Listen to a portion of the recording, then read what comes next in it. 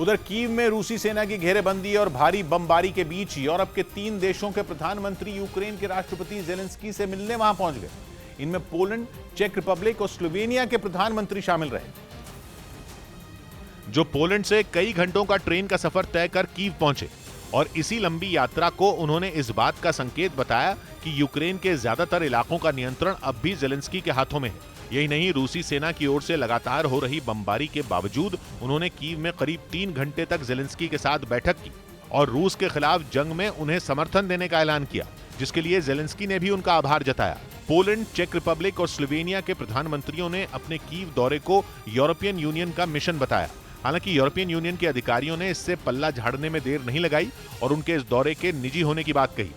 वहीं यूक्रेन के राष्ट्रपति व्लादिमीर जेलेंस्की ने कनाडा की संसद को संबोधित किया और यूक्रेन में अब तक हुई तबाही की आपबीती सुनाई।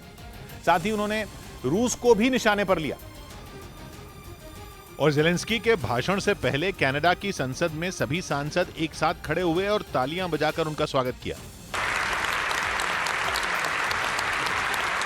इस दौरान जेलेंस्की ने यूक्रेन को नो फ्लाई जोन बनाने की अपील दोहराई ताकि रूस के हवाई हमले रुक सकें।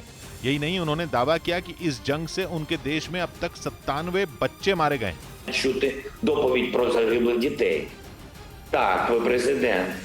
इस मौके पर यूक्रेन के राष्ट्रपति ने कनाडा की संसद में रूस पर आर्थिक और सैन्य दबाव बढ़ाने की मांग की, लेकिन यूक्रेन के प्रधानमंत्री को कनाडा की संसद में बुलाने पर रूस नाराज हो गया। इसके बदले उसने अमेरिका और कनाडा समेत कई देशों के 300 नामी लोगों पर बैन लगा दिया, यानी अब ये सभी लोग रूस नहीं जा पाएंगे।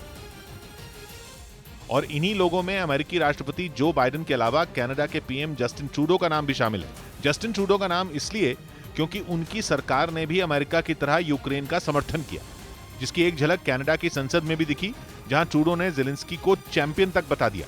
Democracies around the world are lucky to have you as our champion.